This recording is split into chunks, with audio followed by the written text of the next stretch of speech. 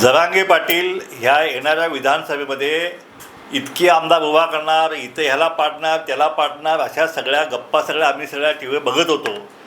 कायम नेहमी तारखा बदलायचे. आता ह्या तारखेला आम्ही डिक्लेअर करणार, त्या तारखेला डिक्लेअर करणार. 28 गेली, 29 गेली, आता फॉर्म भरायची तारीख पण निघून गेली. आता आणखी एक 3 तारखेला काही निर्णय घेणार असं सांगतायत काय. आणि आम्ही त्याचवेळी सांगत होतो की एकट्या मराठा समाजावरती कुठलीही निवडणूक कुणालाही जिंकता येत नाही.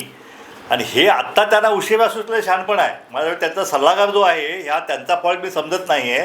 कारण ते बिचारे 4थी शिकलेले आहेत, त्यांना राजकारणाचा काय अनुभव त्यांना असू शकेल. पण त्यांचे सल्लागार जे आहेत त्यांना हा सल्ला उशिरा दिला की मुस्लिमांना सोबत घ्यायला लागणार आहे, इतर समाजासोबत घ्यावे लागणार आहेत.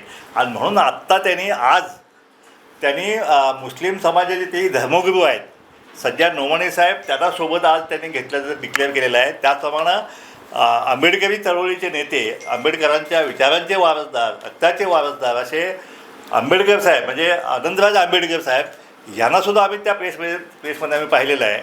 आणि आता ह्या निवडणुका आता लागलेल्या आहेत आणि आत्ता हे डिक्लेअर करणार आहे. आता काय करणार आहे आम्ही त्याचवेळी सांगितले की जरांगे आमदार उभं करू शकत नाहीत, ते कुणालाही एकट्याच्या वेळा पाडू शकत नाहीत. आता सज्जाद नोमानी ज्याने आता त्यांना सोबत घेतलेलं आहे ते कोण आहे, त्यांचा सामाजिक आणि राजकीय चळवळीशी यापूर्वी मी कधीच संबंध पाहिलेला नाही. मुस्लिम आरक्षणाविषयी त्यांनी वाच्यता केलं ऐकलेलं नाही. त्याचप्रमाणे त्यांचा जो आयोग होता सच्चर कमिटीचा अहवाल होता, त्याच्या अंमलबजावणीसाठी मुस्लिम समाज देशामध्ये आकांत करत होता, टाहो फोडत होता. त्यावेळी कधी त्यांची भूमिका मी कधी ऐकली नाही. हां, एकदा दोनदा मागच्या निवडणुकीमध्ये पवारसाहेबांचे ज्या ठिकाणी उमेदवार उभा होते त्या ठिकाणी सज्जाद नोमानींचा पाठिंबा दिलेला मी पाहिला होता, मी ऐकलेला आहे. आणि त्यामुळे सज्जाद नोमानी जे आहेत ह्यांना कुणी ह्या ठिकाणी पाठवलं जाणार यांच्याकडं ते आता उघड झालेलं आहे. कारण सज्जाद नोमानी यापूर्वी पवारसाहेबांसोबत होते, त्यामुळे हे काय नवीन नाही आहे.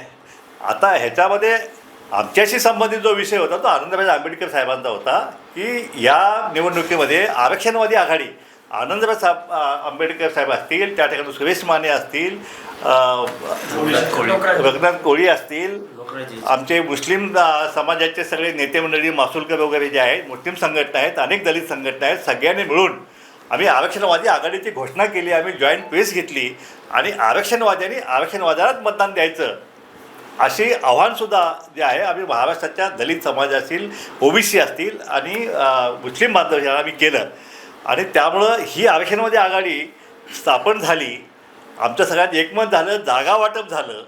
परवाला लोहाकंदाच्या 50,000च्या आमच्या उमेदवाराच्या सभेमध्ये त्या ठिकाणी चंद्रशेखर पाटील आमच्या उमेदवार 50,000ची सभा घेतली. त्याच्यामध्ये आंबेडकर साहेबांचे चिरंजीव जे आहेत ते सुद्धा त्या ठिकाणी जाऊन आघाडीच्या संबंधी या उमेदवार निवडून द्या असं आव्हान केलं आहे.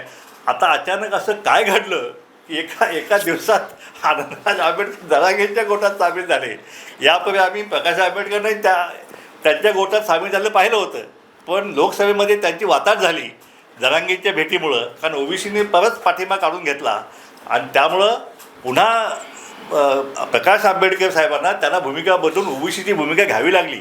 आता आनंदराज आंबेडकर साहेबांनी आमच्यासोबत जी भूमिका घेतली होती की कुठल्याही परिस्थितीत ओबीसी आरक्षणामध्ये मराठ्यांना घुसवलं नाही पाहिजे, ओबीसीचं आरक्षण आवाजीत राहिलं गेलं पाहिजे, अशी भूमिका आनंदराज आंबेडकर साहेबांनी आम्हा सगळ्यांच्यासोबत प्रेस मीडियाच्या माध्यमातून ही भूमिका घेतली होती.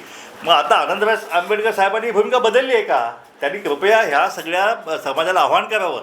कारण यापूर्वी दलितांच्यावरती अत्याचार कुणी केलेले आहेत हे सगळ्या महाराष्ट्राला अख्ख्या देशाला माहिती आहे.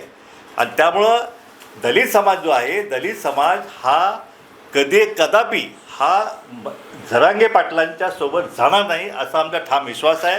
कारण शेवटी दलित आणि ओबीसी जे आहेत हे गावगाड्यामध्ये एकत्रितपणे त्या ठिकाणी आरक्षणवादी जे आहेत ते सगळे भोग जे आहेत ते भोग एकत्रितपणे भोगतायत. आणि म्हणून या ओबीसीपासून दलितांना कधीही वेगळं त्या ठिकाणी काढता येणार नाही. आज आमच्या या ठिकाणी SC/STचे आमचे अनेक आमदार जे आहेत ते आमच्या ह्या आरक्षणाच्या आघाडीसोबत आमचे उभा राहिलेले आहेत.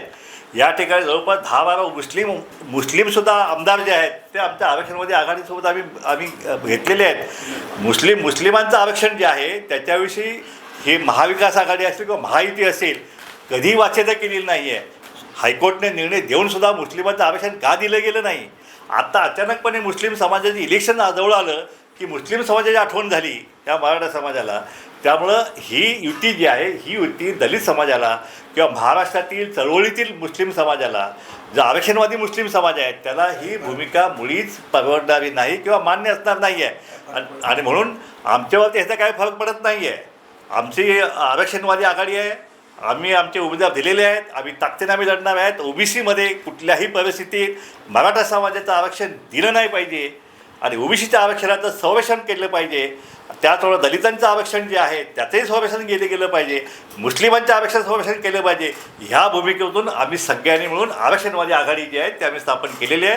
पूर्ण ताकदीनिशी आम्ही ही या निवडणुकीत आम्ही उतरत आहोत. आणि त्यामुळं आता जरी आनंदराज आंबेडकर अचानकपणे तिकडे गेले असतील तरी आमच्यावर त्याचा काही परिणाम त्या ठिकाणी होणार नाही. आम्ही अजूनही आम्ही विनंती करेन आता आंबेडकर साहेबांनी की आपली भूमिका जी आहे ती भूमिका जी आहे मराठा धार्जिणी जी आहे ती असता कामा नये. कारण शेवटी आंबेडकर साहेबांचा आत्मा जो आहे काय तो ह्या अशा युतीला जो आहे ती मान्यता देईल असं मला वाटत नाही. त्यामुळं आनंदराज आंबेडकर साहेबांनी आमच्यासोबत यावं. आमच्यासाठी आपली दारं उघडीच आहेत. आणि ही आरक्षणवादी आघाडी 75% आरक्षणवादी आहेत आणि आरक्षणवाद्यांनी आरक्षण मतदान दिलं तर सत्ता संपादन करता येतं. ह्या भूमिकेतून आम्ही एकत्र आलो होतो. आता असं काय घडलं मला माहीत नाही की आनंदराज साहेबांना भूमिका बदलावी लागली. त्यामुळं अशा प्रकारे अचानक भूमिका बदलल्यामुळं की सामाजिक न्यायाची चळवळ जी आहे त्या चळवळीतली सगळी कार्यकर्ते आणि नेते मंडळी समाज बांधव जे आहेत ते कदापि एका दिवसात असं कुठल्या नेत्यानं भूमिका बदलली म्हणून भूमिका बदलणार नाही. त्यामुळं या निवडणुकीमध्ये ओबीसी दलित मुस्लिम जो आहे तो या ठिकाणी एकत्र आलेला आहे. एबीपी माझा, उघडा डोळे बघा नीट.